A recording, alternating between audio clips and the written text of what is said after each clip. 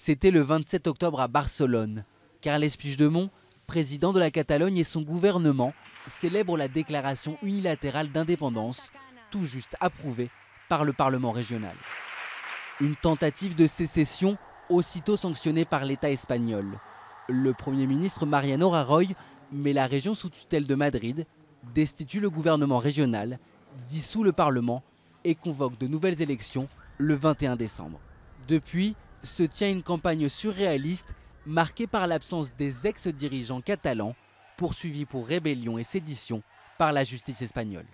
C'est une campagne anormale. Le leader d'un des principaux partis, l'ex-président de la Generalitat, est à Bruxelles. C'est une campagne anormale parce que le leader d'un des principaux partis, Esquerra Republicana, qui pourrait gagner les élections, est en prison. Et c'est une campagne anormale parce qu'elle se tient dans un contexte de grande polarisation et pour laquelle on s'attend à une participation record. 82% de participation est attendue, soit 7 points de plus qu'aux dernières élections régionales.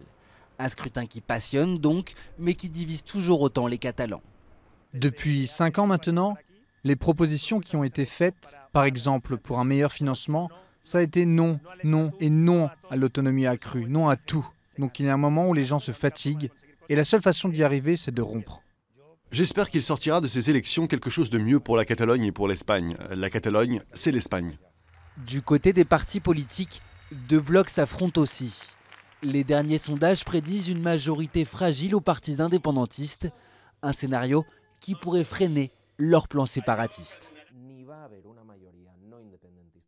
Il n'y aura pas de majorité non indépendantiste en Catalogne et il n'y aura pas non plus de majorité qui permettrait aux indépendantistes d'atteindre leur objectif d'une indépendance unilatérale express. La seule possibilité, c'est un pacte, une négociation, un dialogue et un accord. Et il faudra faire vite pour trouver un accord gouvernemental, car l'économie catalane souffre déjà.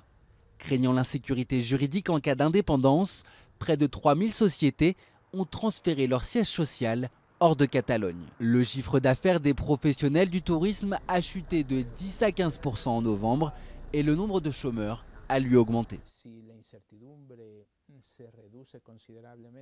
Si l'incertitude se réduit nettement dans les prochains mois et que nous observons une mise en œuvre de politiques adéquates pour réaliser ces investissements, les effets seront temporaires et relativement limités. Mais en cas d'impasse politique, l'ensemble de l'économie espagnole pourrait être affecté. Déjà, le gouvernement a revu à la baisse sa prévision de croissance pour 2018.